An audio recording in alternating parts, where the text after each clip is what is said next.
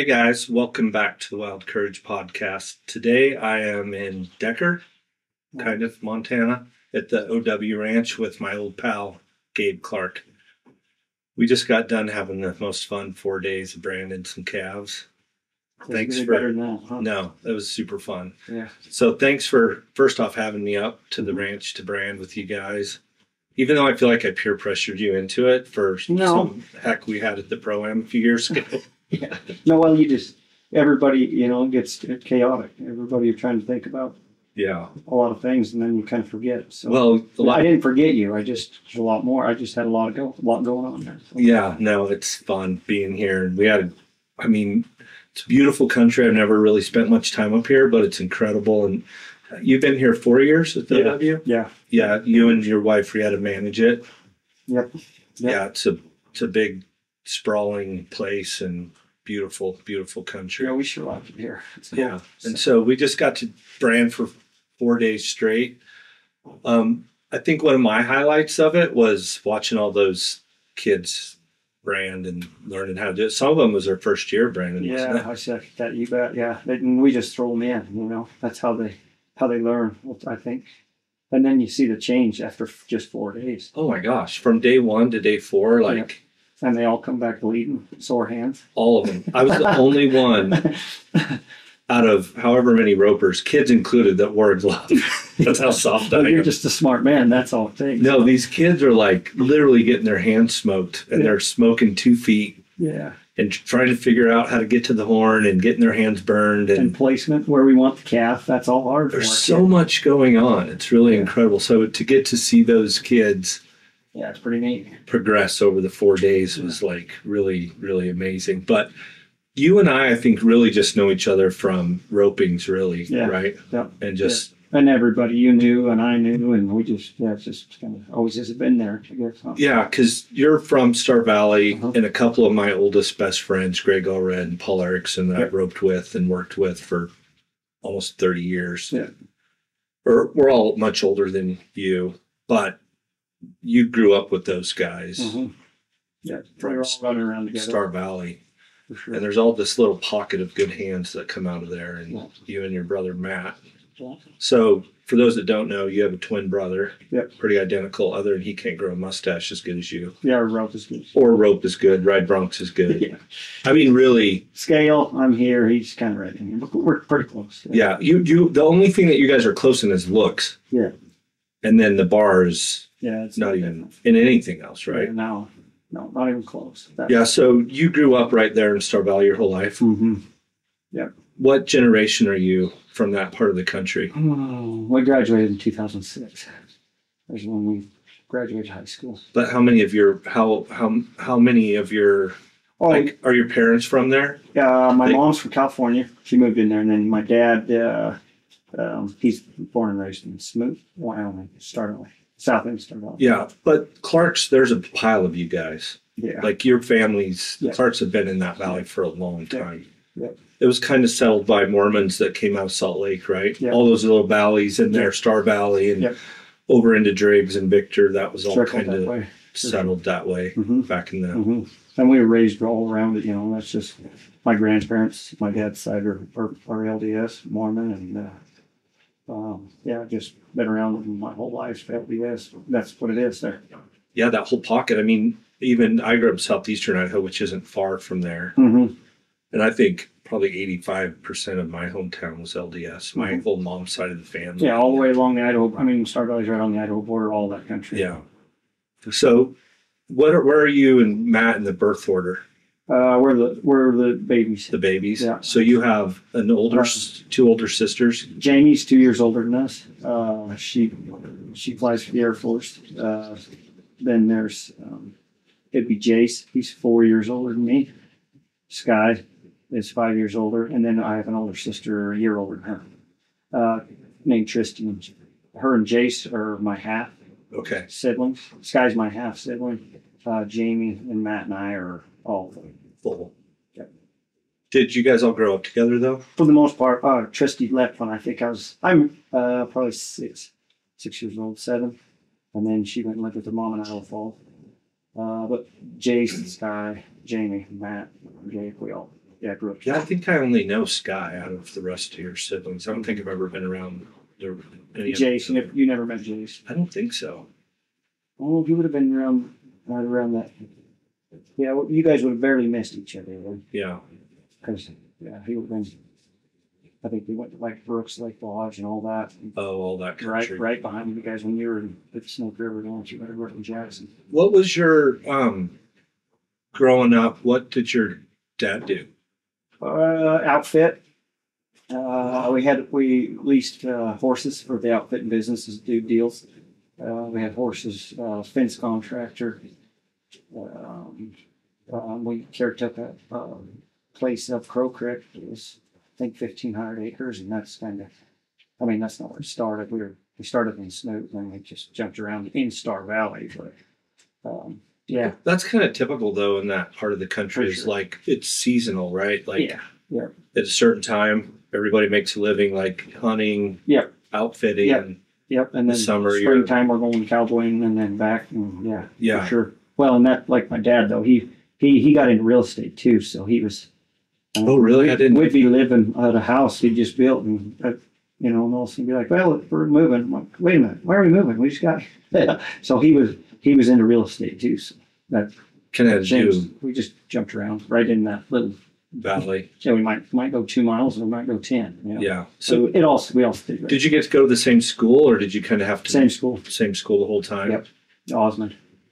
Yeah, it was fun this weekend because I've never got to spend this much time with you, and Matt was here. Yeah. And since he decided to leave early, we get to poke at him a little bit here for sure. But just hearing some of your guys' stories about growing up and stuff, like we had a good time. It was pretty wild because you guys were just growing up doing what mom and dad were doing, right? Yeah, and we were grateful for that. They gave us that opportunity to be like, well, what do you want to do? You're going to go fence. Yeah, that's not an option. That's not an option. But horses, anytime we needed a horse, we were mounted. Maybe not real well, but we were mounted. They gave us a horse, and they helped us with that all the time growing up. And that's kind of like why we ended up here now. Some of your first memories were you guys going into hunting camps and stuff like that? Yep, crawling around the cook tent, and I mean, we got home videos right to where we couldn't even talk, and you were right in the middle of it. So that's all we've known, Were they drive-in camps or ride-in or both? No, they were just drive-in camps when I was growing. Real little. Yeah. And then later on, my dad bought another camp that he'd had earlier before we were born, and that was a packing camp up Swift Creek. But you were older at that point. Yeah, and then I went to guiding for him a little bit out of that camp too. Mm-hmm. How old were you when you started guiding? 18. Elk and deer, or elk and deer. Yeah, well, I mean, we were going guiding. I just didn't have our guide license until you were 18. So that's right. You got to get the CPR and all. So you were just going with other guides to learn how to do it. Yeah, I've been with my dad the whole time. Well, we go down and drive that timber. he used us, and he'd go bash the timber, drive the elk around. So that's where it all started. So we started when we were 10, 8, 9, 10, all the way up. But actual guide license, 18 when I graduated.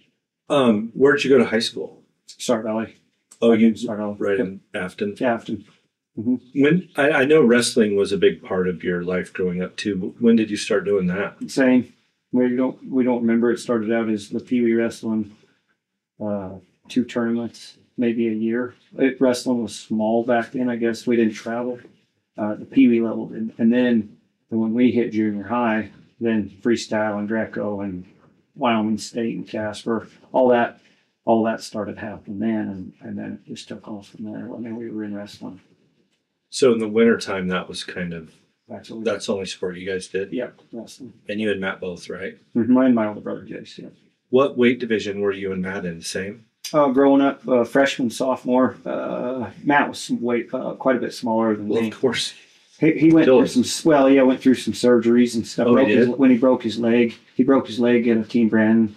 And then, I think my mom was telling you that story last night, that he broke his leg. And then during all that, he got healed up kind of halfway with that. And then got staph infection in his leg after that. So then he was laid down for a while. And then during all the doctors picked up something in his lungs and said, hey, we got to take this out. It It wasn't like a cancer type thing, but it was just something that needed to come out. So he'd have a lung surgery? So he's got half his lungs taken out too. All this at the same time. So if he really got left eating stunted, then, you know. It's like, What? How old was he when that happened? I think we were fifth, sixth, seventh grade maybe. It's like 12, Yeah, right in there. 11, 12 years old. Something like that. Dang. I didn't know all that. And he was smaller than me all the way. When we were born, I was bigger than him.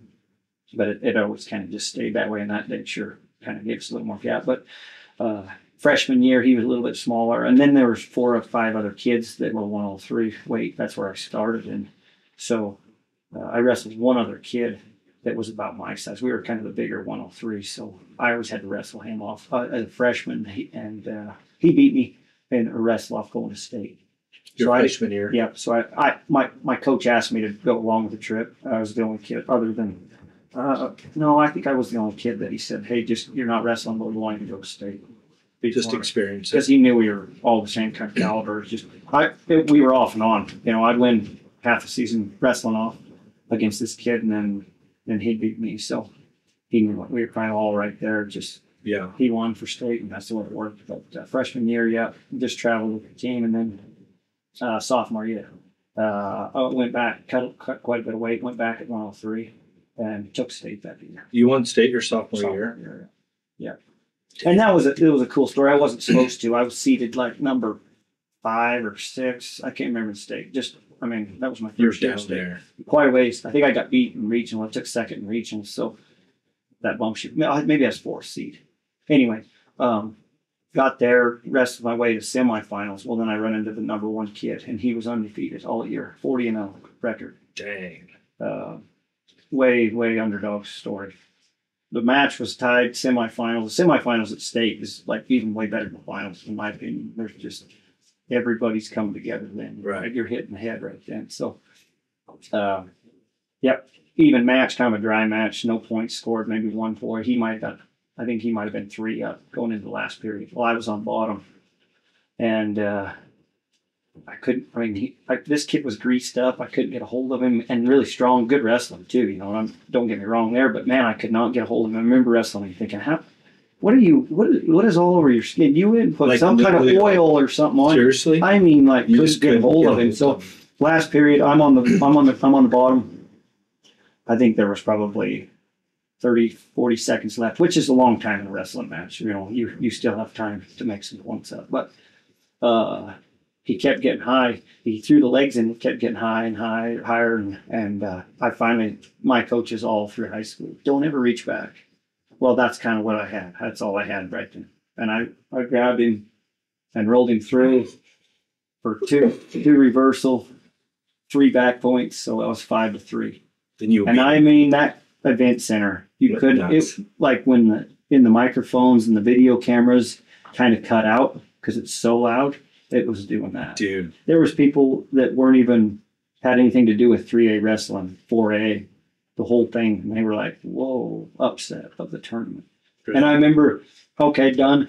He hurried quick right then, got another reversal on me fast. So I think, yeah, maybe he's 4 or 5. He was still down. And then he did the same thing. And I rolled him through the last 5 seconds again. So it just went bam, bam, bam.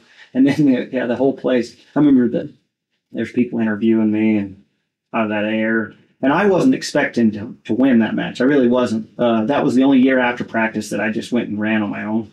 You know, my dad was really good about, no, you guys get them snowsuits on and you go pound the mountain. And we lived at Crow Creek, so it was just run in the snow, 4 feet of fresh snow, and dang, we watched Rocky a lot. You know? Oh yeah, so, Rocky 3. Yeah. So that's kind of, and that year for some reason I don't know why it happened, but every night after practice I just take off running and go for a run after dinner or whatever. But anyway, so I was overweight. I wasn't expecting to win. I was the underdog. Okay, I won. Remember my coach looking at me right after that match. He's like, "Get to running," because you weigh in Friday night.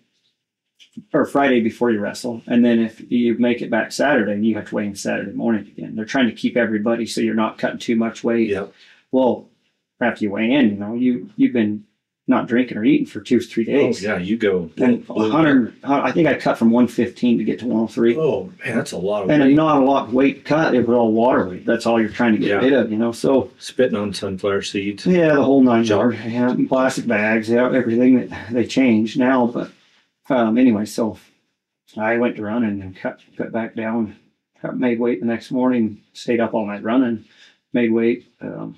And ran into a kid that he beat me a couple times throughout the season, and I beat him a couple times. But when I beat the monster, the 40-0, it was like nobody stopped me now. You in your head, you just psychologically was like he was before the match. Even that was the only match I think I've ever wrestled where I was like, I don't care if it's Hulk Hogan out there, he is not going to go down. Yeah, and that's why it worked out. And that was for the state championship in the finals. Yeah. Dang, it was pretty cool. As a sophomore.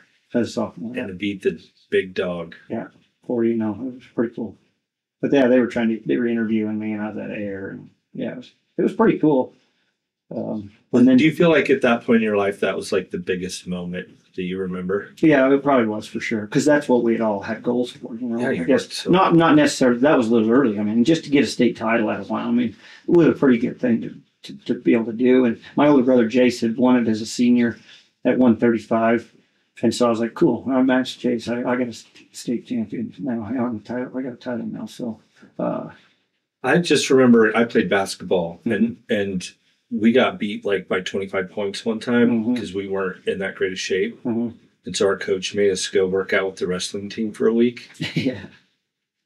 Dude, that's another level. Like I was not cut out to be, I mean, working with those guys, and we weren't even rolling with them. We were just doing cardio with them. Yeah. It smoked me, dude. It was probably the best shape I've ever been in my life after that week. What you guys put your bodies through. Yeah. And at the time when you're a kid, I mean, like us ranch kids, you know what I mean? I'm looking at it that way too. I remember being like, I remember the kids that never were, I mean, basically started as all agriculture, farm kids, ranch. Yeah, you've already been fencing and irrigating. But getting into the wrestling room, and there were some kids that weren't. You know, there's a few kids in there that were just wrestlers. They weren't in ag. They had other lines of work going on. But those guys were like, "Oh, we're gonna die, man. We got," and we were like, "This isn't even hard." Yeah. And it never seemed hard. We did some more of this. Yeah, it really never. They could run us. They could go, 25 minutes straight, never stop, live wrestling, and it was like we didn't know any different. What happened your junior year? I ran into a kid. Jared Hatley ended up being a 4-timer. Randall Hemingway. I was wrestling 119 that year. So Randall Hemingway out of Newcastle, he ended up being a 2-time state champ. So in that weight, there was a 2-timer already. A kid that was going to be a 4-timer. He was a freshman coming in that year. He ended up being a 4-timer, and then me. So there was a 4-timer, me, and a 2-timer. I ran into Hemingway in the semifinals. And for some reason that year, though, I was going to wrestle. I ruined wrestling, but I didn't care anymore. I was like, I got a state champion.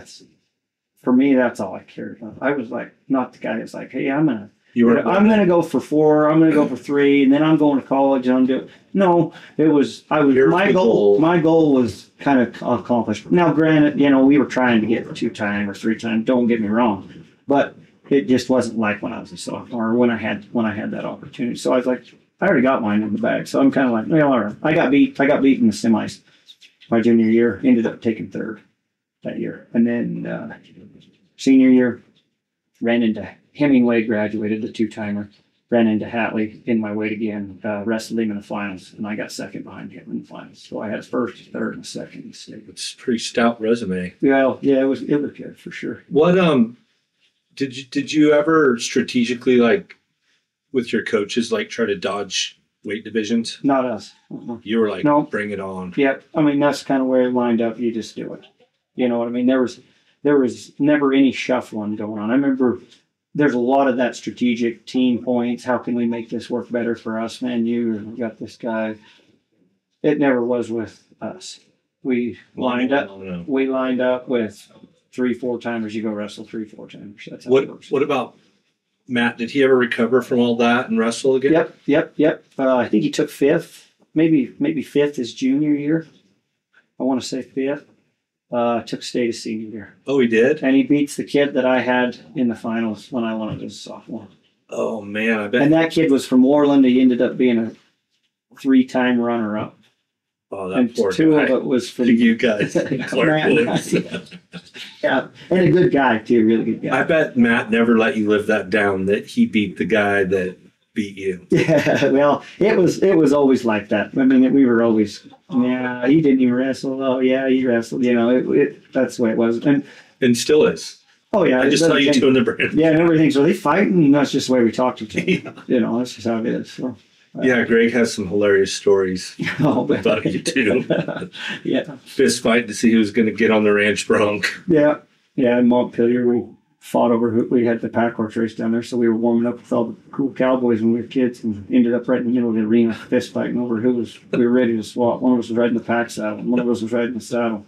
And pretty quick, there's these guys running in, grabbing us by our shirts, and going at it right in the middle of Bear Lake County Fairgrounds, and there's stands are full. But that was probably like commonplace at home, even, right? Yeah, we fought. I mean, that's the way it was. But then the next day, you're like, "Hey, you want to go?" Next 10 minutes. Yeah, it's like, well, we better go get going. We just have, yeah, we yeah. never ever changed. It's just how it was. But. Yeah. When I know your parents, were they married the whole time you were growing up? Till I was about 16. I think I was 17. Maybe. So you were like 17. I was a junior. Yeah, I think then they finally got divorced. Yep. And they got along. I think they just both burned out. You know what I mean? I think that's kind of what it all boiled down to, and that's the way I seen it anyway. Like I said, junior year, then they split up. Realized that it was better for everybody, so they did that, and then. Who did you live with?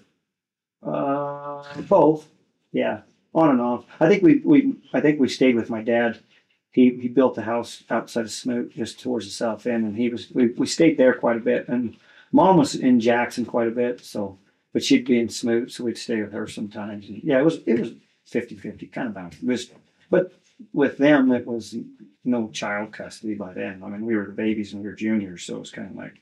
Yeah, you guys did. You guys figured it out. Yeah. You know, so we just did it on our own. We just stay over there. Not a big deal to us all. I think sometimes even when you're that old, there might even be relief, right? Like,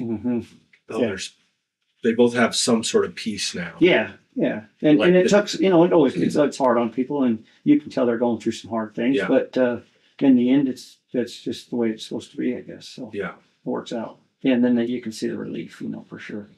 Yeah, and it's a different thing to process at different ages, I think. Mm-hmm. I don't know which one's harder or easier, because it happened to me when I was pretty young, so it was very confusing, because I was like 6. Yeah.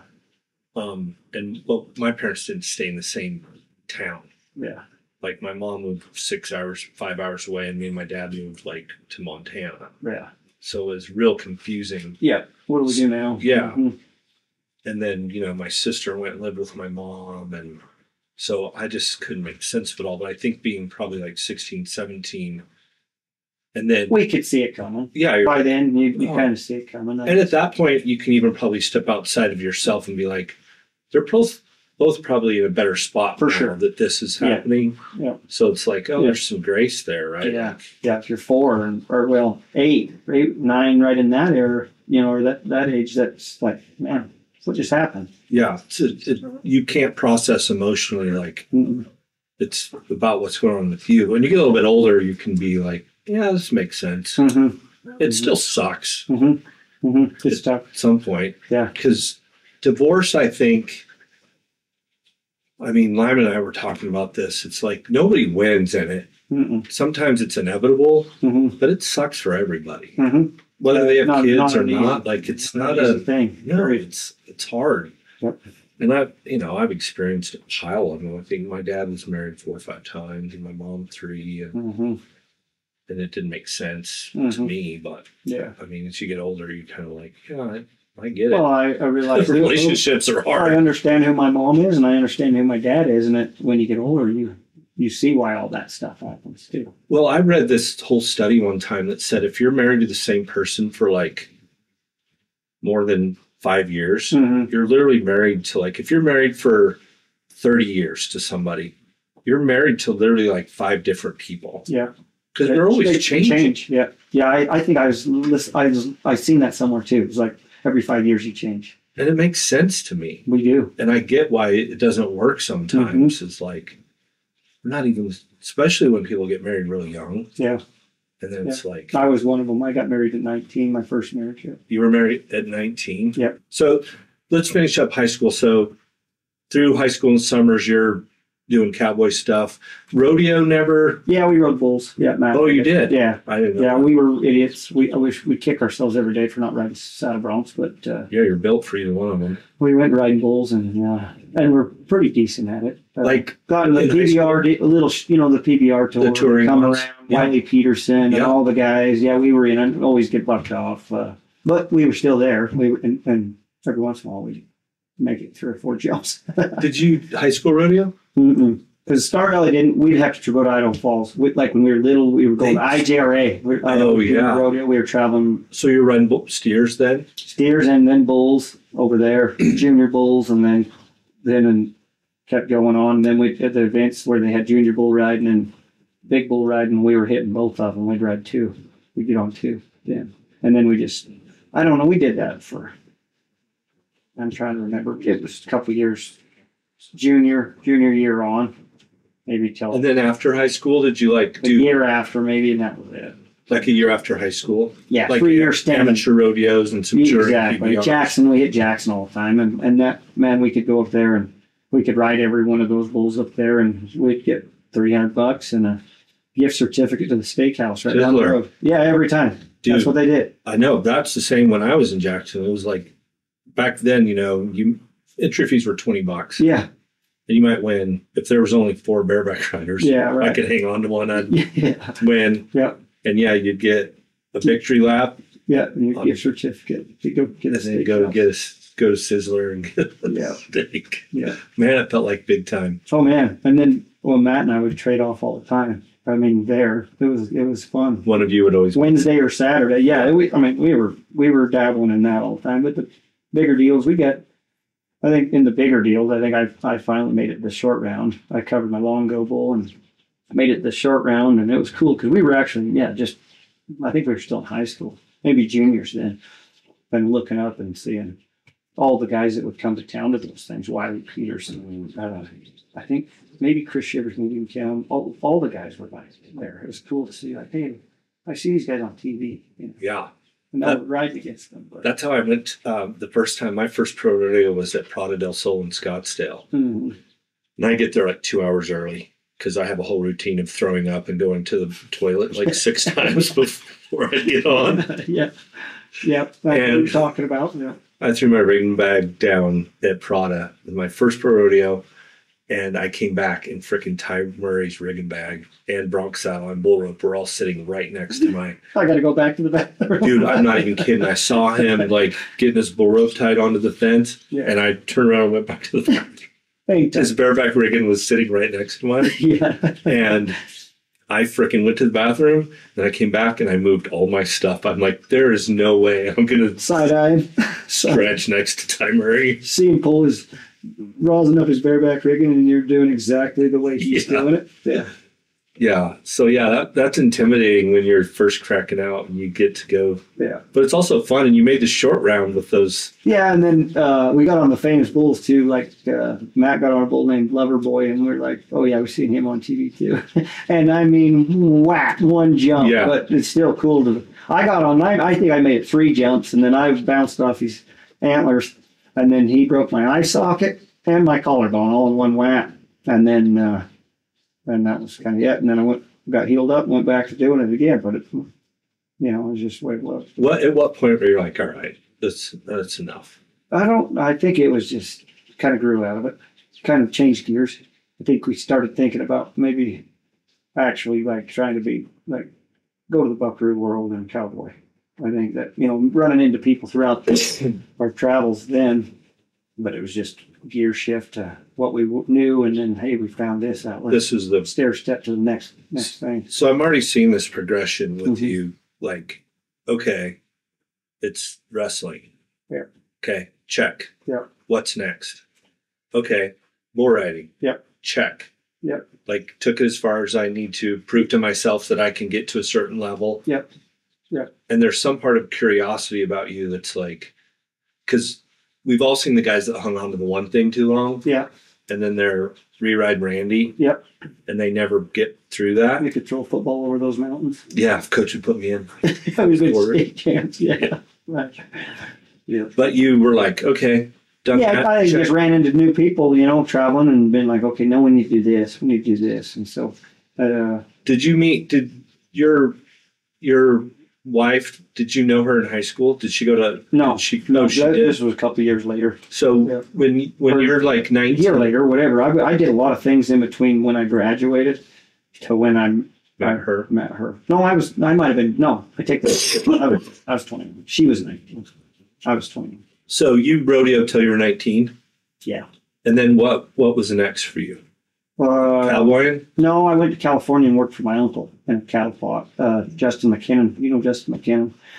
He picked me up in Evanston, Wyoming in his truck, and he was headed to Galt stockyards in California. Oh, big one. And I was just going, my mom lined this gig up. My uncle runs a sand and gravel pit down there. Big equipment, cat, loaders, trackers, the whole 9 yards.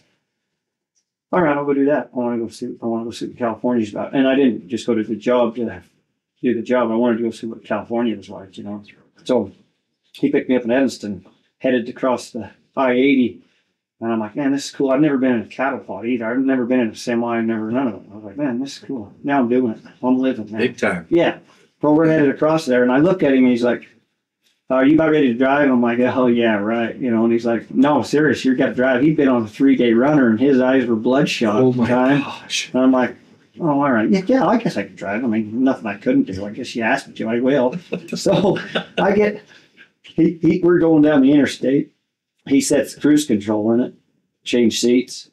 And I'm like, now I'm really doing it. We're headed to California. And You're 19. I'm driving a semi loaded down with cows, headed there.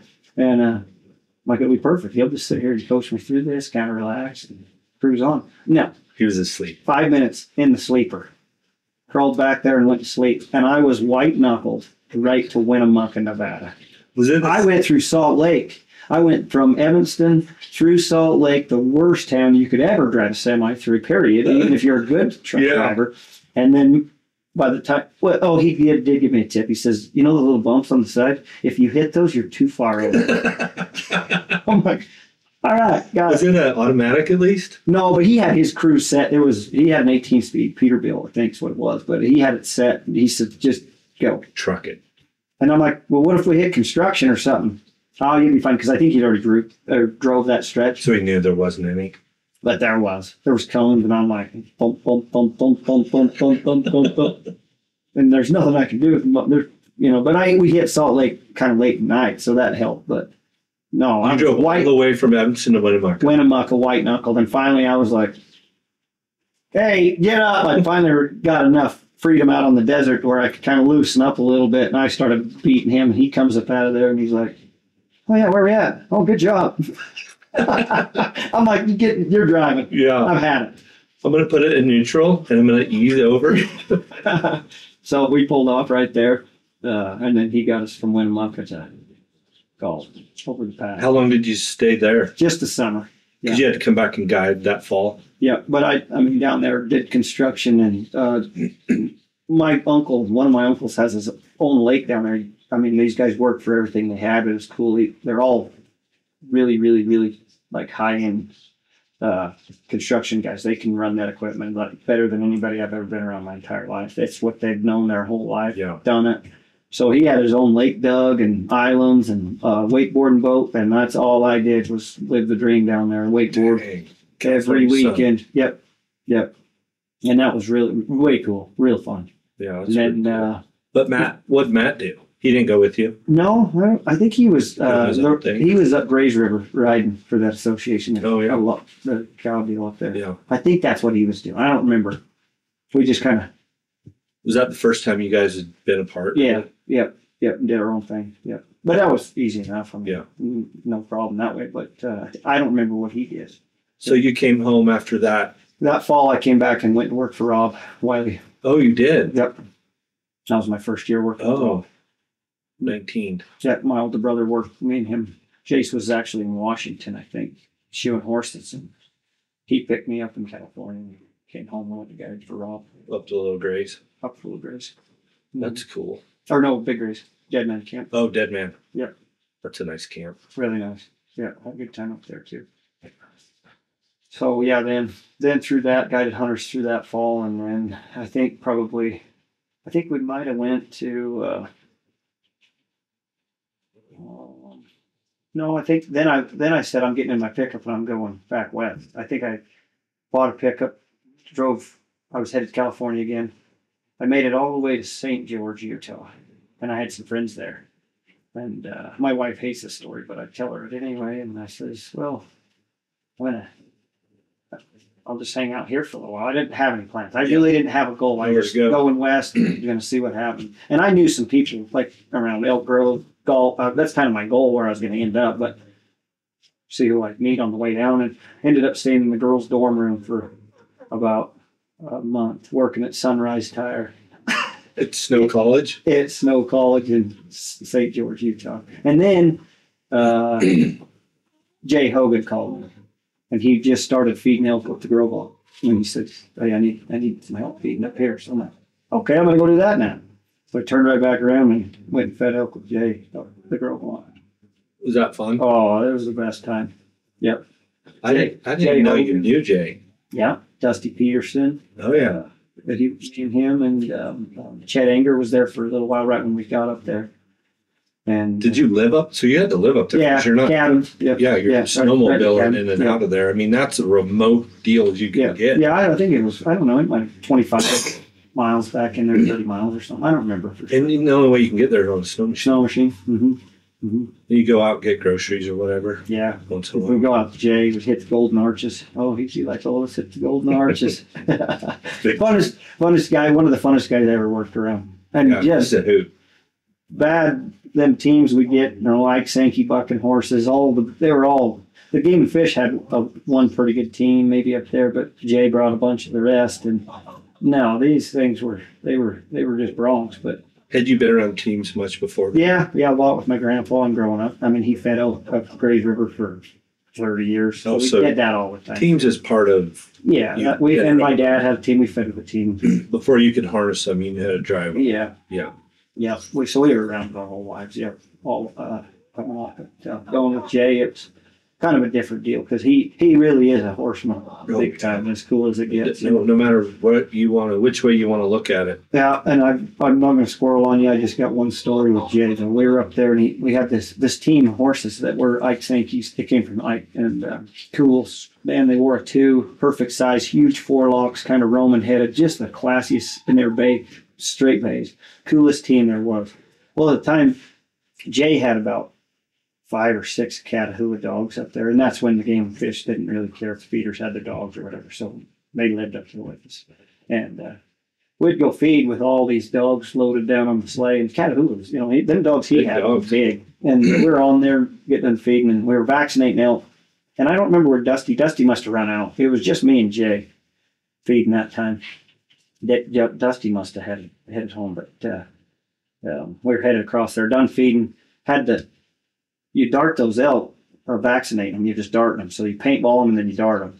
Well, it's an air tank on the dart gun. It's all, you just got it kind of hooked up there. Well, we had 4 bales just left in the middle of the sleigh. We'd get done feeding, and then we'd come down the feed line and start vaccinating the calf elk. And you'd paint them to know which ones you've done. Marker. Yeah, exactly. So we're coming down through there, and all of a sudden, the team kind of run off.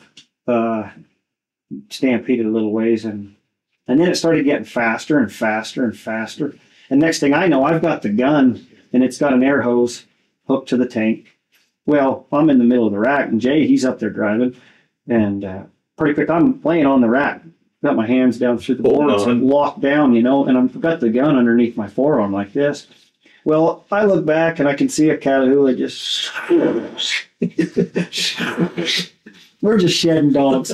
And pretty quick, we're flying. And then all of a sudden I look up, and right at the last minute, this air tank leaves. Well, I'm still clamped down. Whiskey throttle. We're doing about 200 across this feed ground, jumping ditches, and the air tank goes off, and then the air hose pops off, and then that ball. So then we grab more gears, and the whole time Jay's up there.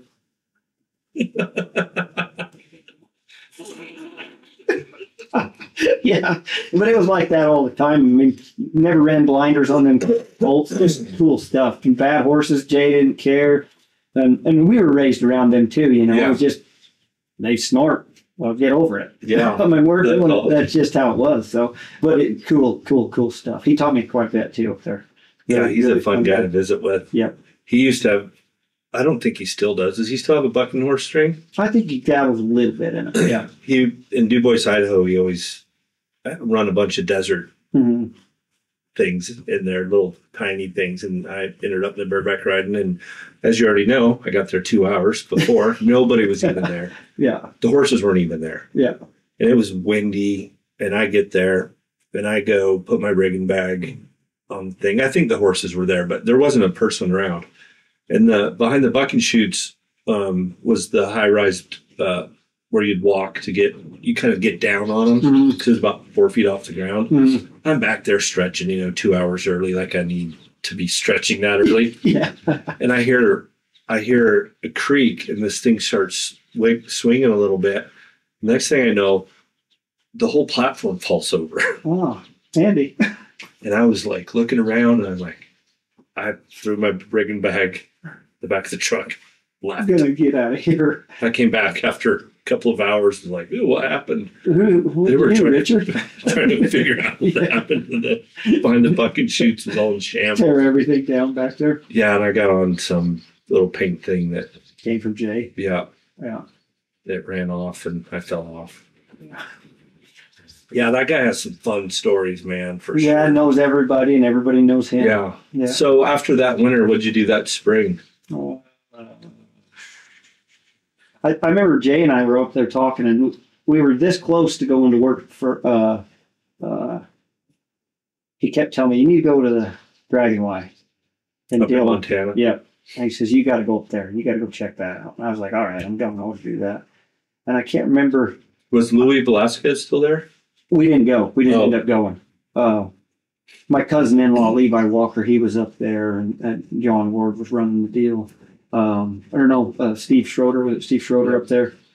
That was during all that. And Jay had been telling me the stories about going up there and Alaska and Columbian Basin and all the country right around up from there. He's like, you got to go up there and do that. Well, we ended up not going there. Lyman was working at the High Lonesome. And he says, "Hey, I need some help cabbing." So Matt and I both went and helped Lyman cab and then stuck it out through the summer. No, actually, I stuck it out through the summer. Matt went and did the riding job in Grays River again because that's just a season. Yeah. When did you go to Nevada? It would have been that coming February. I think we headed to Nevada. Both you and Matt went. Yeah.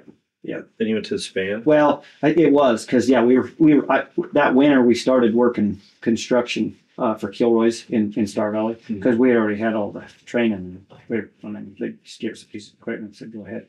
But it was one of those jobs you get, and it was a 9 to 5 and I told everybody, I said, I can never, because I've dabbled in all that, the tire shops and drywall and everything you can think of, oil field, the whole 9 yards. But I always found myself, oh man, it's almost Friday. Oh man, it's almost lunch break. Yeah, oh man, you're always just looking to get out of it. So I said, nah, I'm tired of that. I don't care how much money you had or what you got out of it. It isn't worth it, So I was looking at the Western Horseman, and David Stuckline came up to the Grove that year and took pictures of Jay and all of us at the feeding elk. Well, on the cover of that was Ira Wines at the Spanish Ranch, roping in the snow. And right then, Matt and I were both sitting there like, we gotta go down there. And Cade's always like, oh, you guys gotta go to Nevada. He was always telling us, yeah, you guys are going to Nevada. All right. So we called Bill Hall up. Oh, he said, we'll see you tomorrow. Done. Loaded up. We loaded everything up and headed down there. Well, we roll into Spanish Ranch, pull in there, meet everybody. Cole Clark from Blackfoot was the only guy there at the time. Will Neal was there, but it was winter. I think it was the end of Jan. It might have been the end of it was January, somewhere in that. Yeah, January.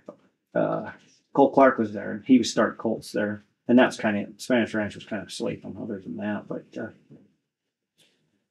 we go, the next day, we get up and ride, we're going to start colts at Cole. We get on a couple and head out around the Spanish Ranch, just going through the snow. And the snow was deep there too, you know. Everything's desert, but no, it's high, a lot of snow. So we're out riding our colts and get done with that one day. And then we go to the cookhouse, and Bill comes in and says, hey, I want to ship you guys. We need a guy calving heifers in Battle Mountain, and one of you's going to go to 71 over on the Ruby Mountains. So Matt went to Battle Mountain, and I went to the 71 Ranch, which is all else, and went to calving heifers through the winter until the wagon left, and then we were going to take off. Okay. And then. That was a good gig there. All I did was, I was the night guy, so I calved, I don't remember, a pile of heifers through that barn at the 71. A really cool place too. And then did that through the spring, and then went to the wagon that year. It was just a good time. Went to the wagon, and then we went back to guiding that fall again. Went back home. So you weren't there quite a full year? No, just the wagon run. Yeah. Yep. Good time though. Oh man, good guys. Met a lot of good friends now. You know, Jake Brennan, Nicole's husband. Yeah. Met him there. It was me and him and Matt, and Ira Wines was he was the cow boss at the time. Bill Hall was the GM. Tim Kirshner was there from Washington. J.C. Vega from California. And we were all young guys, you know. Will Neal was the leadoff. We just had a good time up there. And Ira was really, really good to work for. He was laid back and just a cool guy. Really liked working with Ira. Was that your only stint down there? No, that night we bounced back, went back fall, guiding hunters. We could make all our money in the fall. You know? You had to make it up somewhere. $250. Yeah, when we went to Ellison's, it was $800 a month.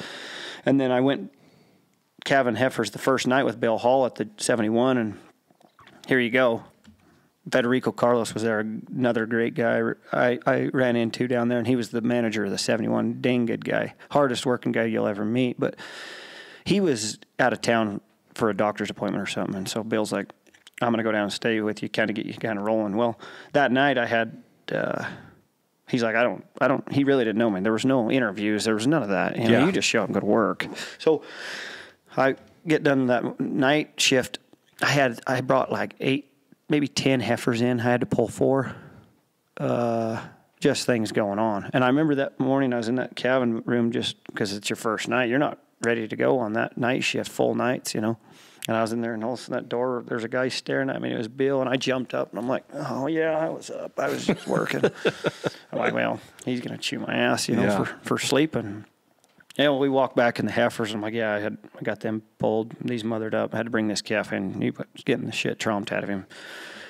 And he turns around and he says, well, I see what you know. I'm going to give you a raise to $12.50. And that was it. Stayed at $12.50 the whole time I worked for Ellison's. Dang, that's pretty cool. But it just happened fast, you know. And Bill Hall was an outstanding guy, too. I had a great time with him. He'd bring me some horses to the 71, and I'd ride his colts and stuff, and it was fun. Really fun time. What were the horses like there?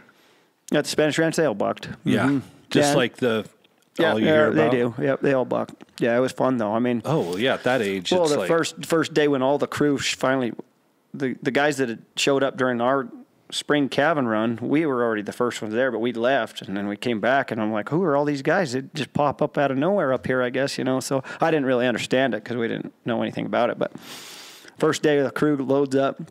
They wrote me a bay horse named Ben, and they wrote Matt a bay horse named Pipes, and they're almost identical. Ira roped them off there, and he brings it to us, and we saddle them up in the barn at the Spanish Ranch, and we're going to go out to the desert. We were the Ellison's was running the IL that year too, and I think we went up to 4 Mile first day, and we didn't know what we were getting into. But I remember leading my horse to the trailer. I said, "Hey, Will, anything? What's the story on him?"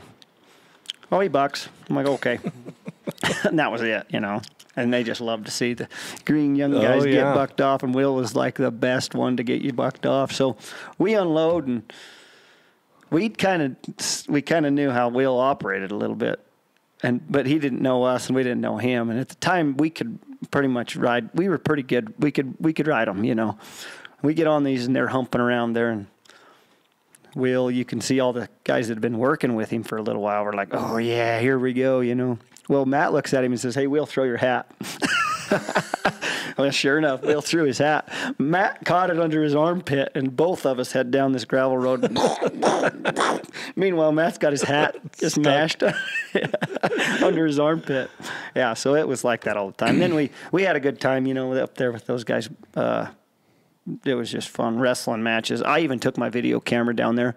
I traded my cousin out of a video camera before I went down, and not just the way it happened. I had it packed. It was, I'm going to video some things. So I videoed like a lot of the wagon. Oh, wow. Do you still have all that? Oh, yeah. That's pretty cool. I got a lot of this stuff, so it's pretty neat. Do you ever go back and look at it? Oh, yeah. I show these guys, and my wife's like, and I want to make an actual video, you know, do the editing and all the stuff, or have somebody do that. But it'd be pretty cool one day. But I've got all that stuff. We had a good time, wrestling matches and all the wild things young Cowboys guys do. Being wild down there. Yep. So it was fun. Had you met your wife at that point? Yes. Yep. I met her when I worked for Lyman. She's from Big Piney. So, so the summer before you met her. I had met her. Yep. So anyway, came back again. Went to guiding hunters. And then for Rob still. Back to Rob's. Yep. I think I guided for him for 3 years. Yeah. And came back, went there, guided that winter. I don't remember what I did that winter. I'm trying to remember. I don't remember what I did. Midwinter, I think I called Federico up and said, I want to come back and calve heifers. So I think that's when I moved back down there. And Holly might have, she came with me. I think that was the first year. Were you dating when you went to Nevada? When I was at the Spanish Ranch, yep, we were dating. Mm-hmm. So this time she went back down with me, and they kind of gave me a house and everything. And I said, well, I might just stick it out now, you know, stay on and off. So I stayed there for quite a while. I don't remember the time frame there, but I stayed through the summer and then into the next winter at the 71, and then I broke my leg down there that winter on a wreck. Doctoring out by myself. I had a horse flip over or a good mare I bought from Federico that came from Van Norman's, and just slipped on the ice. Nothing serious, but I was necked this calf, and I just did a lot of that doctoring by myself all the time out there, you know, and I loved it. But slipped on the ice, flipped over and hit my ankle, and the saddle horn came right down and just broke my ankle. I was wearing my schnees, good thing. I just unlaced them and got back to the house, and I said, I think I busted my foot, and my wife's like, yeah, you did. You did for sure. And so I called Bill, and he says, all right, let's You guys go. were married at that point? I think we got married that fall. Yeah, during Elko, during the fair. Yeah, went into the courthouse in Elko, and I was telling you that. That's when TJ Simons, he got married in there. It was just us, me and my wife and him. Yeah, in Elko. We got married that during September, yeah. Was any of your family bummed out that you didn't have like a real wedding? No, I didn't care. Did hers? I think, yeah, for sure. But we were young, you know. Yeah. Like I said, I think I was 21, she was 19, so we were just going to do it. Yeah. But it was not like this is just the way it is. So then I called everybody to say, yeah, I got married. Actually, my dad might have been down there, but at the time, maybe visiting. But nobody seemed to care. Not a big deal. And then after that season, you guys moved. Did you move back to Star Valley? Yeah. Yep. And then we had, I'm trying to keep up with all of it. But then we ended up coming to work over here in KC at the Hole in the Wall for Barry Crago. And we did that for about a year. Before Paisley, my oldest daughter. Yep. Yeah. Had Paisley. We moved back to Star Valley. I started riding. No, I'm missing things. Moved back to Star Valley. Had Paisley. Moved to KC. Went to the Hole in the Wall. Did you like KC? I loved it. It was fun. Yep. It's neat a lot of different. You know, I didn't like not being around any buckaroos. That was the hardest thing about it, I think. Yeah, different culture for sure. Yeah, I mean, just we team roped all the time, which is fun. But I wanted the guys that I thought I was going to get fired the first week I was there. This longhorn cow lost her calf out, and one of them, they had them big washes and canyons in that country, and one of the hunt crew was out and about, and they found this calf, and Barry Craigle calls me and says, "Hey, I need you to run out there. He had an intern program there too. He had, it was a working ranch, but had an intern deal, and just took in interns for it. But he said, yeah, take all the interns and go out and find this cow. She's going to be in this field, and that country's big too. She's going to be in there, and then take her back to these corrals, which is like 5 miles. And I'm like, you want me to trail the cow? And I was just like, yes, sir. Yep, you bet I will. Until I found the cow, and I knew where the corrals were. I was like, the corrals are way down there. And I was riding Slash, this roan horse of Lyman's. He rode all the time and that's when I was kind of riding him, and I had him loaded. I'm like, okay, guys, the cat goes away. The mice are coming out to play. And I told those guys, I need you guys just to open the trailer gate. I'm going to catch her and hop her in. Sure enough, these guys had never seen anything like this. And we had kids from Germany, everywhere in the world were interning there.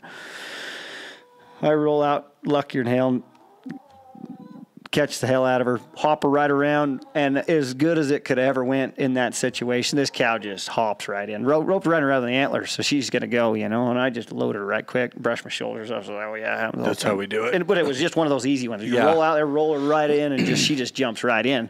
And they were kind of wild cows, too. He had like 15 for his roping steers. That's what he had up there. So anyway, I shut the trailer gate, load my horse, go back home, and then the interns can't stop talking about it. How cool. And then he shows up, and he was doing some lawyering in Buffalo, and that's what his deal was. He was kind of bouncing back and forth. And I'm like, well, here, I'm going to get fired for sure. And he's like, wait, how did you load her? You just roped her and loaded her? I'm like, yeah, for sure, I'm getting fired now. He's like, well, that's pretty cool. Ever since then, all we did was rope like bulls, load them. He's like, yeah, we're game on. It just changed everything out there. It was fun. We had a good time. Barry was a dang good guy to work for, too. Yep. So you had a young family living in KC. And then how long were you there? About a year. I think 10, 11 months, something like that. Yep. And then just wanted some change. I think I was ready for a change. And that's kind of how it works with us for going through that period, I was just like, yeah, let's go do this. I moved back to Star Valley, was going to ride some outside horses, so I took in a bunch of colts and stuff and rode them through the winter and that spring. And then what happened after that? I think we might have, trying to remember. Well, how far are your kids in between? Apart? So then Hattie's coming. She wasn't there yet. 2 years. Every one of them's 2 years. Paisley was, she's 14, 12, and 10. This Jack's 10. Yeah, just turned 10. Yep. So then we moved. After that, I moved out to Geneva, Idaho, at Half Circle. And that's where, ironically enough, that's where my dad, he owns that place now. He bought it. But I was working for a guy that owned it at Salt Lake or Provo. Oh, down the red barns and white where buildings. Your dad's at now? Yeah. So I worked there during that time. Yep. That's right on the Wyoming-Idaho. Yeah, right on the border, right into Idaho. Yeah. Mm-hmm. Well, you go and then you're into Cokeville, back into Wyoming. So worked there for about. Had Hattie, she was born there. Then moved. I think I went from there. Back home for a minute, and then ended up moving to Daniel, working for Maggie Miller. And then went to work for her, and then had Jack 2 years after Hattie. So that was, and I stayed there for 7 or 8 years. That was a fun job right there. What was your position there? Well, I started out as the foreman at the Scott place, and then and that's where I started for a couple of years, 3 years maybe. And then Maggie asked me to take over the whole thing. And I said, well, I don't want to take over the whole thing. But I said, let's just get a guy down here. There's 3 or 4 different places she had. And so we hired my dad to move down at the one place where she was at. And then she had a summer camp up against the Wyoming Range, we call it the Duke place, where all our summer cows go in the summer, and then they come down. The Scott place is, I don't know, 5-6 miles west of Daniel. And then the Todd place was 6 miles, 7 miles to the east of Daniel. So how many cows did you run there? 1,400 mother cows, and then kept all the calves to yearlings. Yeah, we kept everything over. You had a feedlot and no feedlot. We just kind of. They had lots, but not feedlots. Yeah, we just take care of them calves and then send them back out on grass. Yep, up at the Duke. And so that was the longest place you'd ever been by a long way. By a long way, yeah. I liked it. So you're kind of like, okay, we got kids now. Yeah, but I just liked the job. It was Maggie was great to work for, great gal. I mean, just cool. The sky was the limit out that place. She says, how do you want to do it? And here you go. And so, yeah. But that was kind of your first experience of like being the boss. Yeah. Yep. And hired TJ Horton there. We just had a good time. Me and my dad and TJ, we just had a really good time there. Roped a lot. We just rope yearlings till you get tired, and you just put the blinders up when you're going through them. You're like, no, he's fine. Yeah. He's fine. When my arm heals up, we'll get him tomorrow. Yeah. So. Well, that makes sense why you're so freaking handy with the rope. You've been doing it forever. Yeah, I don't know. Did you feel like when you kind of quit riding bulls and then, like, where was horsemanship at, like, importance to you at that point? I think we'd already had it. I mean, we were already doing it. You know what I mean? Growing up, Sky and Jason Jamie were all older than us, but they had a tally of starting like 350 colts. And then Matt and I joined in when we got old enough, and we just took off with that number, you know. So who was teaching you? Them? No, my mom and dad were always like, we got to go over here. Jim Bowers that had Lowry Star. Oh, yeah. We started most of them, all of his colts. But, like, where were you learning how to do it? Believe it or not, the first guy that we ever got, like, videos on who was the guy with the Appy? John Lyons? John Lyons. That was the first tapes that we'd ever even been exposed to. What do you do with a colt? Yeah. I mean, other than old-fashioned way, we'd just get on them. Yeah, you know? and go. But that was the first. There's a round pin, and you do all this stuff. So that was the first thing, and then just kind of took off from there. We were around. Everybody just started getting little pieces. The horses taught us the most, though. Sure. Because we didn't. That's all we had, you know. I mean, those colts, we'd get on them, and that's why Jim Bowers would send those big, powerful team roping horses over there. Those colts, we didn't think they were bad. If we would have thought there was any problem with them at all, then they would have probably been broncs because they're just that way. But they were all gentle. They came home gentle. We used them, you know, pulling sleighs, pulling calves in the barn, everything you could have ever imagine. They got exposed to. They did it. Yeah. And it might have been 4 rides, 5 rides. You're getting it. Because we didn't ever see any different, you know. And that shaped a lot of it, just feeling them all the time. Not having any, like, man, I want to make a bridle horse or any of that. That was... No. We could go rope on them and do their thing, but there was no such thing as that. And then just as the years went on, meeting and being around good hands, you just add. Yeah, when I look back in my horsemanship career, it was kind of the same of, like, my Uncle Ricky worked at the Snake River Ranch in Jackson Hole in, like, the early 80s. Mm-hmm. And they would hire Ray Hunt to come do a clinic for just the cowboys, which I thought that was really smart of them to do. Yep. Because then they had this amazing cavy of, like, nice started horses. And that was a way wise choice. He worked for them for a few years, and Ray would come once a summer and in the spring and help them guys get all them colts started. So when he moved back home, like, the first colt I started was, like, with nothing on his head, with my Uncle Ricky. What do I do? Chasing me around with a flag. You know what I mean? He's like, your job is to hold on and pet him. Yeah. So that was kind of unique because most people I know just grew up getting on them, and and there was a lot of that too. Mash, let's make it happen. Yeah. And if I can outlast you, you're a good one. If I can't, then you're going to a bronc spring. That was just a cutoff. Yeah. There was no ever building them out of it. No such thing. But it is like the natural progression of, like, never really riding nice horses. Like, Nicole, when I were talking this morning, like, if you read These Were the Vaqueros, like, the kids got the good bridle horses because then you know what it feels like. And that's then, like, your goal. This is the goal. Yeah, right. But I didn't get it right. Yeah, we went from the dark side. Yeah. My dad was the same guy, like, riding a tight colt, and he would get off to get the barbed wire gate and punch it in the ribs on the way through and flip a quarter on you if you got bucked off. You know what I mean? It was like, it was all about more country. Yeah. Don't stop. Yeah. Keep going. Yeah. That's just how it was. So, but it's interesting that the progression of it, like certain people come in, if you stick with it long enough. Oh yeah. You like get around better hands Arsenal. and you're like, wow, I would see things that blew my mind. And then I was like, oh, I've been doing that wrong. And yeah. Yeah, and that's why I've been doing it wrong. But you'd been doing it, and you've been getting away with it, and everything worked out because you did it that way, right? Yeah, but it is, the horsemanship part of it is, it's like, you always hear, it's like you never arrive at it. Mm-mm. Like you never get to this place where you're like, okay. And not really roping, I don't think either. I mean, it's all the same. You just because if you take a step back one time, you have to rebuild that before you get to that next level. That's just how it works. And you can lose it. Fast. That's what I'm saying. Yeah, if you don't use it, you lose it pretty quick. Yeah.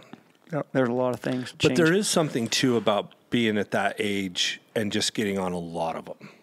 A lot of them. And then like when we went to the Spanish ranch, man, and I wouldn't tell Ira this if I was just signing on, but I did when I left. I said, you never did buck me off. And he's like, you son of a bitch, you come back. You didn't?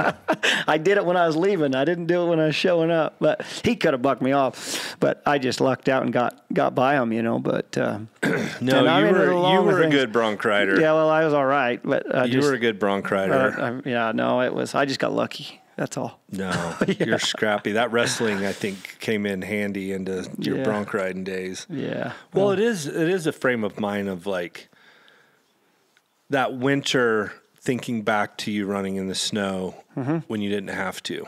Like that kind of mindset at a high school level. At a young high school level is like part DNA and part how you were raised. Yep. Which has carried you. Yeah, through to this I feel point. like if anything's hard, that's what Dan Gable says. Everything's easy if you've wrestled. Yeah, and that's accurate. It's like you push yourself to the cutting limit. all that weight. Yeah, you starve yourself, and you go through all that, and you're like, see what you're capable. So of. I can go out there and get my head beat on. Yeah, we're doing everything hard to. I mean, you might win, but you still had to go through a lot of stuff, which was great. And then my parents being hard, I thank them every day for that because. You see it now. You see the kids now, and you're like, man. And even mine. I mean, it's a whole different ball game when I was raised, or the way they're raised now. And we know what we're doing, but they're stuck between a rock and a hard place too, because the guy can go too hard on them and take them to our level when we were raised. And that's how it works, Every generation back goes. Your granddad got way worse than your dad, and every year back, every one of them. But I think some people are headed in the right direction with it, of finding that balance. Because,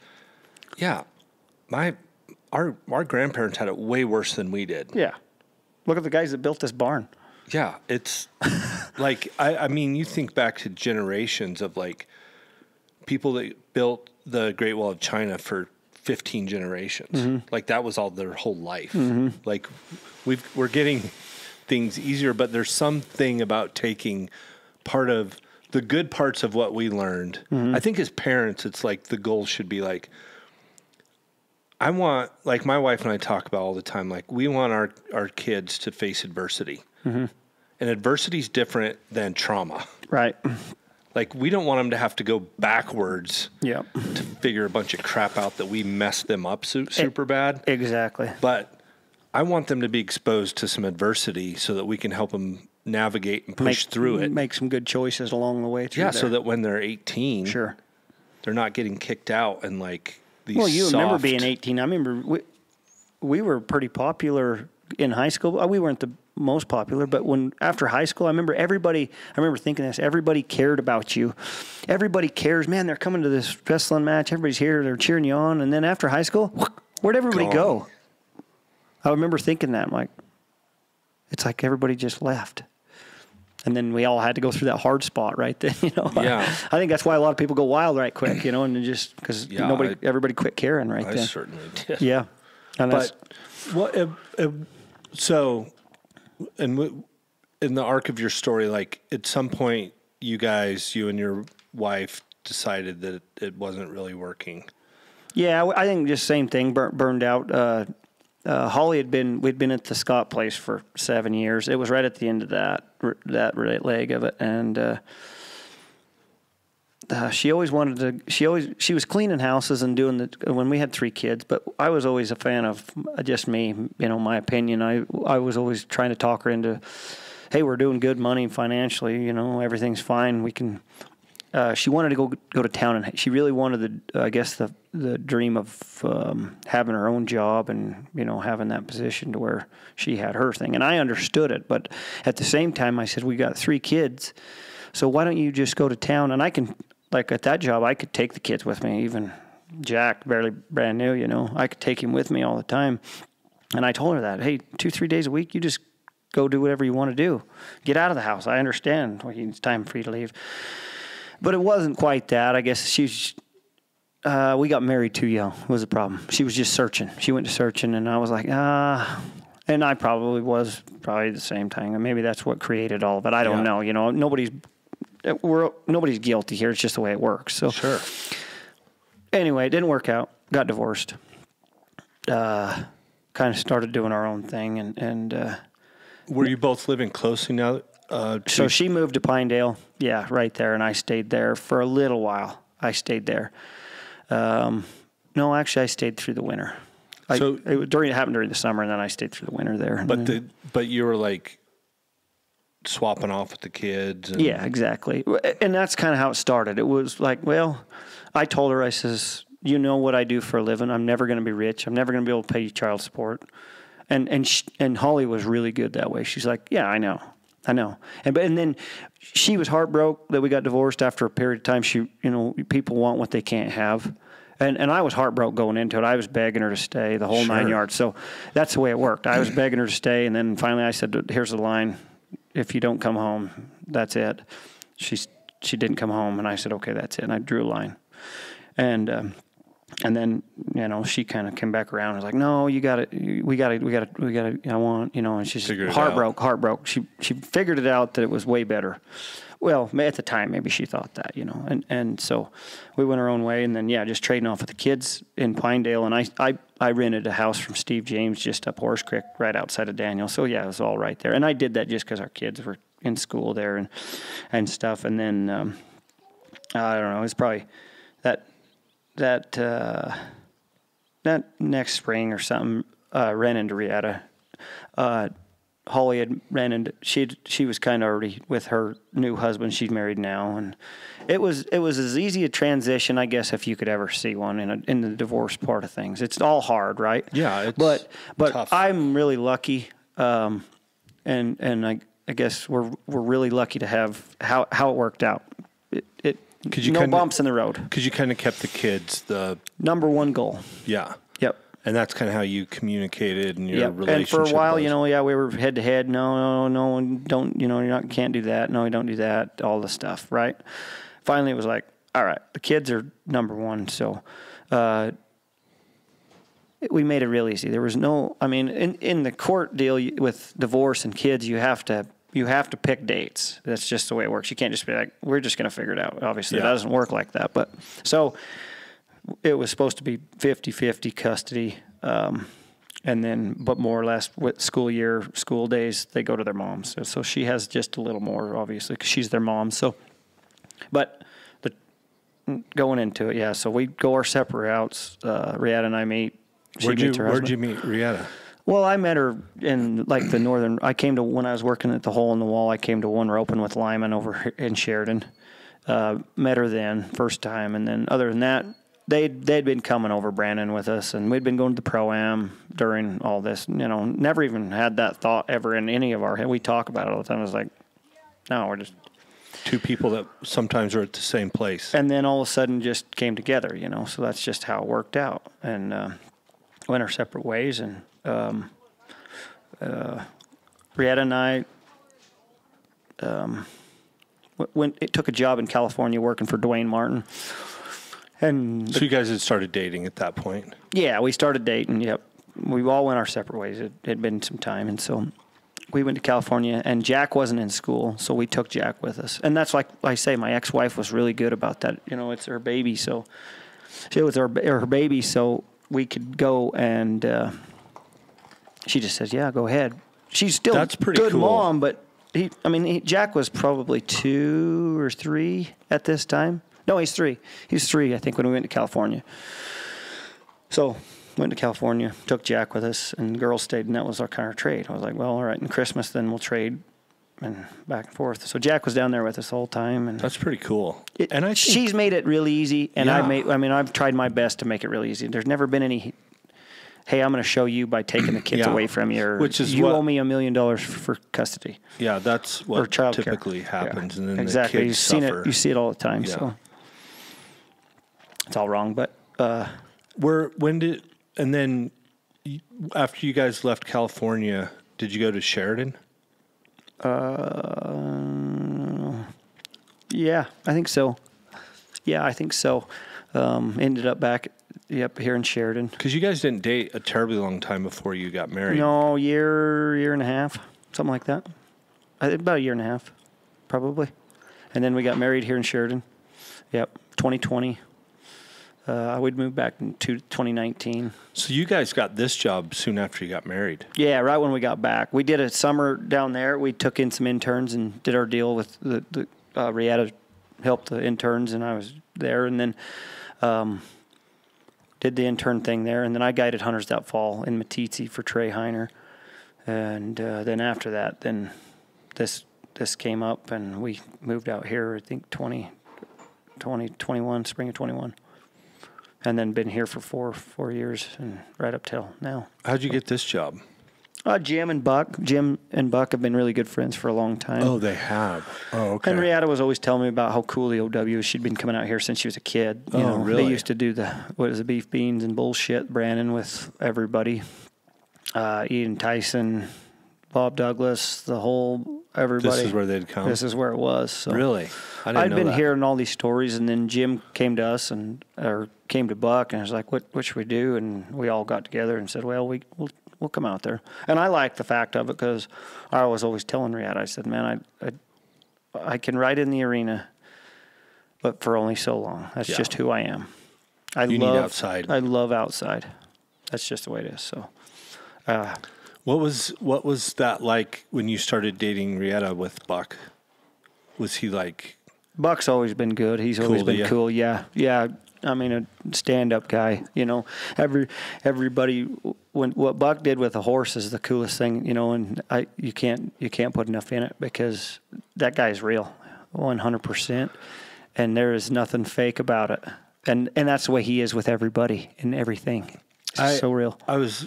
I had him on here this winter and hung out with you guys, and I think I told you even like Buck's 60. Yes, yeah, I think so. And he was restarting a 3-year-old. Mm-hmm. And I mean, he did his check-in with them, and there wasn't people around watching. It was just him at home, and I got to be there. Yeah. And you guys were kind of coming in and out at that point. And he settled that thing, and I mean, that thing blew up. Stirrups and turned clicking back together. and kicking over its head. And I forgot what a real deal he is. Like, It brought it to real life right quick. yeah, he kind of like, he just knows what he knows. And I mean, it was like 3 minutes later after that thing blew up, and he just stepped on him. Yeah, and not a problem one. Roll through. And he's turning him back with his rope and doing the things. Yeah. He's as good as it gets. Yeah, sure. so that's... But he's always been good, to me. You know, I was always like, gosh dang, how do I, Were you nervous? Oh, bad, always, but, I mean, Buck's famous, Yeah. I didn't know. I was... And Yeah, and you're... really a different... And you're dating his daughter, and you have... Only daughter. I go, well, his only... True daughter, I guess. Biological. Biological. And you have 3 kids. Yeah. So it that's looks all bad. weighing Yeah, on Mary. you. Riata said, I mean, it was tough for them, and I understand that they had to take in a lot. Yeah. Who is this guy? What are you thinking? He's divorced. He's got 3 kids. Yeah, and immediately. they just was like, okay, well, let's see. Well, I've seen Buck with your kids. Yeah, he's as good as it gets. Yeah. Mary, there's nobody. I mean, she's just as good as it gets too. It's just perfect. It worked out so good. Well, I also thought the first time a few years ago when I came and was with you guys that winter, you guys were starting a bunch of colts in there at his place. And watching Rietta with your kids, like I pay attention to all that stuff, you know. Well, you've been around all of it and seen, wait, how's this work? How's it working out? Yeah, I get it. And I told Rietta, I'm like, you're really good with those kids. Mm-hmm. Like, because I've had some not good stepmoms. Mm-hmm. And to see how much she pours into your kids, I was like, this is special. Pretty unique. Yep. It's really special. Yep. Because there's all these weird lines with stepkids and like your mother, I don't want to step in here and there. It's not my position. I can't do that. You know, just who Rietta is, I just thought naturally, like I've never, like she navigated that from my perspective, and I'm not around you guys a lot. No, it's accurate. Yeah, but she did it perfect. She really is like an old soul for her age and being in that role. I really admire her for that. And also that, you know, like when we got together, we had to, all right, this is kind of new for you, new for me, the whole 9 yards as far as how we're going to do this, right? But I had also been around it. Yeah, my parents got divorced. My Sky and Jace and Tristy, those are all half siblings too. So there was kid trading going on back and forth. I was around at my all upcoming too. But I just told Rietta, I said, hey, I have your back. Anytime I'm not going to be like grilling you about lighting a kid up because I just got your back. Just know that. I just know who you are. Her permission. I know who you are. You know who I am. You have, and then it was permission. There was never any problems like, I feel kind of awkward doing this. It's not my position. No, Rietta just took the reins and is the other mom. She's the other mom, and she's the greatest one there is. Perfect. Yeah, because you know her heart for them. Yeah. And how much she cares. The buy-in and love that she had for them out of the And they know it too. Oh, yep. Clearly. That's why it works. Yeah. And they respect her too. Because she's got good boundaries. Well, and we were talking about this, I don't remember who with, but maybe it was, we were talking about it. If you hold back and you're like, oh, I can't do that, that's not my position. They learn to not respect you their whole life. You can buy them stuff and buy them stuff and buy them stuff. But if they never have any respect for you, they're always going to hate you. That's just the way it works. You know, it just makes it hard because they don't have any respect for you. Well, there's no value in the relationship at either. all. It's hollow. Yep. And awkward and empty. So yeah, you sometimes have to firm up. It's just like dogs and horses and everything else. You have to be the leader. You have to be the boss. You have to be the driver. Then there's times that you praise them. It's just the way it works with everything. Well, yeah. I always remember that summer that, I worked for him for a while, but Grant Gallagher over in Moran, he said this principle applies with horses, dogs, and children. He said, discipline without love is abuse. But also love without discipline is abuse. Yep. And that really stuck with me because accurate. You see people that swing so far one way or the other. And I get why, because of the journey and like figuring out like, well, that parent probably had the worst childhood. Yeah. And so they're coming over the top one way or the other. Exactly. But being around you guys this weekend and watching you guys hold the tension between just those two things. Like your kids are very disciplined and respectful, but I also see you running across the Brandon trap to high five your son when he he did it right. Yeah. Yeah. After you kind of grind through and quit pouting, we're going to rope. I don't care if you burned your fingers, but the next one he catches and everything went good. Hey, winner. You know? It's pretty cool. But I think that's like it's all about timing. It's all about exact timing. It is. And I think that's like the key to parenting, right? Is to figure out the balance and the tension of the discipline, but also the love and support of it. Yeah. And I've told you this before, Gabe, but like when I think of you, like you've won every roping. No. You have. No. You're like, honestly, and I've sat across from a lot of people in this space that are really good at what they do. Yeah. And you literally, when I think of like one of the best hands that I know. No. No, I'm being sincere. Like Well, I appreciate it. You're a guy that can go do it all and has done it all. And I think it ties back to that determination and mindset and grit of what the value of wrestling and leaning into hard things. Like I've just seen you from a distance mostly, but then seeing you like at these rope-ins, and we've been on a ranch rodeo team together, and like you have this like way about you of getting things done. Yeah.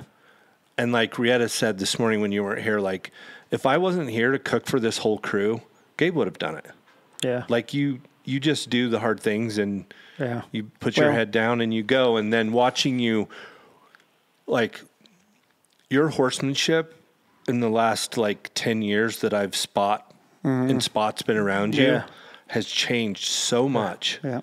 And like the horses that you and Rietta are making and the guys that work for you, like meeting your whole crew over here and the level of horse, like Jeremy, dude. Yeah. What a freaking hand that kid's making. Yeah, it's so fun to watch. I mean, so fun to watch some guys change. But your horses, dude, are like legit, and they're doing the things, and you're out doing them. All of that being said, when I think about you, and Greg and I have talked about this, like I always think of what a phenomenal dad. I appreciate it. Yeah. Like, it would be easier for you to go do the things you do without taking them along. It would be faster. Well, and I make there's a lot of days I'm like, yeah, you guys go over there and play. I've got things to do. Like the other day we were talking to the branding shop. I'm healing today, Greg. Or, I'm healing today, so that's just the way it's going to work. And you're like, there's days like that, but you need those. For sure. But I think that of all the guys that I know that have kids your kids' ages, like what you're doing as a dad and bringing them upright and involving them in it, because like I said, it'd be easier and faster for you to go do it without them. Yeah. And you got to saddle so many horses, and they're getting to the point where they can do it themselves and make hands. But I don't know. I just want to honor you in that space because appreciate it. You're really doing the things that I don't see a lot of dads doing. And it's inspiring to me to even bring Grady up here. Yeah. Because if I'm being real honest, I go like, this is my little slice of what I love to do. Yeah. And I go do it by myself. My family doesn't come. Yep. Like my wife hasn't been to a roping since our sons are like 3 days apart, Jack and Grady. Yep. I think that's the last roping she was at when they were in baby strollers. Yeah, I remember it. Yep. You know what I mean? And it kind of convicted me seeing your kids at the Pro-Am and seeing them being hands and roping at the Pro-Am. And so I'm just saying that to like, it's encouraged me to like invite my son who has some interest in this to come. Well, and surrounding them with like-minded people like that. And to see what's capable. Are you interested in this? We go down here and play softball, Jack. Do you want to see? And you get, to see how if they spool up and take off with it, great. If not, no big deal. Go to something else, Yeah. But yeah, that's kind of, I see these boys out here that you could see it all this for 4 days, man. Those kids just climbing. But it's because we're surrounded by so many great people too. That does a lot of that. Does more than anything, I think. I mean that's huge. Having good people around you all the time. Yeah, I subscribe to that theory that you become like the 5 most people you spend time with. Yeah, for sure. It's true. Yep. And that's what you guys have done up here. Is you've surrounded yourself with some top-notch people, and all the gals and guys that work for you guys are like, and they're all great, above and beyond any horse, cowboy, roping stuff. They're like good human beings. Yep. And I think that's what really matters at the end of the day, right? Is man, big time. You bet. How people make you feel when you're around them. Yeah, and just seeing the people change. I mean, we were talking about guiding hunters, and when you guide hunters, and you did too, when you guide hunters, you get so many different people and you study so many different ways and different things. And we were doing this growing up. So you understand how people think, oh man, this guy's had some rough days, so let's see what we can do to help him. We're not going to baby him, but we're going to see how we can guide him to where he can become successful and get through that hard spot, And that's, you can see it with all these guys. This guy's Jeremy stayed for 3 years, and he came from just barely dabbling in cowboying and this deal. And, man, now you look at him and we swap ends. You had one, I had one, and it doesn't matter if it's going fast or slow. We're getting it done, and it's because he craved it, wanted it, and way cool. Way cool to see these guys change like that. Because I was there. I did it. People did that for me, too. All the good guys we think about, they did it for me, too. Yeah, I often hear this narrative, right, with the old timers of like, oh, the traditions are dying. And not so much. No, dude, you look at some of these young guys that are braiding and riding colts and roping. I think it's better than it's ever been. Yeah, I think it's getting tightened up because there's so much competition there and fine-tuning. Now we're going to see because people travel more? It's easier to see. I think the internet helps that big time. You know what I mean? I think that the internet that changed everything because access to information big time. Before it was you had to go meet these guys, and then it was. I think meeting people back then, before there was any internet or any Facebook or any of that stuff, social media, it was way cooler to meet famous people back then because it was like, you never got to here they be are. Exposed to them. Yeah. I thought he was a lot taller than that. Yeah. All that. But now you're like, you see him every day on social media, so it's the way it is. Yeah. I also think, too, though, I think people travel more. I think the cowboy community they're not as home guards as they used to be. No, it's pretty easy. Nevada guys, maybe they'd bounce back between Idaho, Oregon, and Nevada. Kind of right there. And maybe trickle California back here and there a little bit. Yep. But now you got Arizonans working up here for you, New Mexico, Yep. And everybody's kind of just and you learn come together like you and I did. You go, I learned a lot when I worked and lived in Oregon and when I lived in Montana. Man, that guy was a great hand. I remember him. He did this when he tied this calf down, and he did this with his horse. All that stuff. And I learned a ton when I worked in Arizona. They do everything way different than we do up here. But you're still learning. Oh, yeah. And then you can apply it to what you got going. So, I disagree with that narrative that these old traditions are getting lost. No. I don't think bridle horses were better. I don't, you know what I mean? Like, I remember back in my heroes and thinking back to their best horses. Horse flesh has changed. I agree. Breeding's changed. Yep. I think the performance horse, a lot of cowboys have went and worked for performance horse guys, and then they bring that back, that knowledge back. Well, and right now, think about when in the, was it 80s and when I was, or 90s, team roping and cow horse was huge. Okay. And then all of a sudden the buckaroo world came in late 90s, early 2000s, buckaroo and ranch rodeos got huge. Team roping and the cow horse just kind of laid down here and got quiet. Well, we're back around. We're back to team roping now and working cow horse. Everybody's in that wave right now. Yep. It just moved back around. But yeah, having the access to all the stuff you want to know about it, traveling around, intermingling. Yeah, it's just easier. Yeah. We don't have a 85 Chevy single cab where we're going from here to Hoping California. we make it. Yeah. Out of we the get our county. 24 Dodge Cummins and make it there on one tank of fuel. I remember leaving Jackson after hunting camp one fall with my 2-horse trailer. I was headed to Arizona, and I was driving through the square in Jackson, and my driveline fell out of my 78 Ford pickup. Yeah. And I coasted to the side, crawling with there, took my belt off, and tied it up, put it in 4-wheel drive, and I drove all the way to Arizona with the belt holding up my drive shaft in 4-wheel drive. Handy. Yeah, it's easier. It's easier to get around. And, we went to California for the Pro-Am. That's 18, 19, 20-hour drive, Hey, you just go do it. Just make it happen. Like, before it was like, I just came back from Canada. I had to drop Liam off up there. It was a cool trip. Now I'm thinking, man, it's just right there. Yeah, it's not that big a 9 deal. hours, 8 hours right there. It's closer than coming to my place. Right. Yep. Well, I again, thank you for inviting me over this weekend and get to thanks for coming. Appreciate experience that with my son and get him exposed to it. And he's already fired up and talking about, next year. I asked him a little while ago. I said, did you have fun? Oh, yeah. Yeah, he had a good time.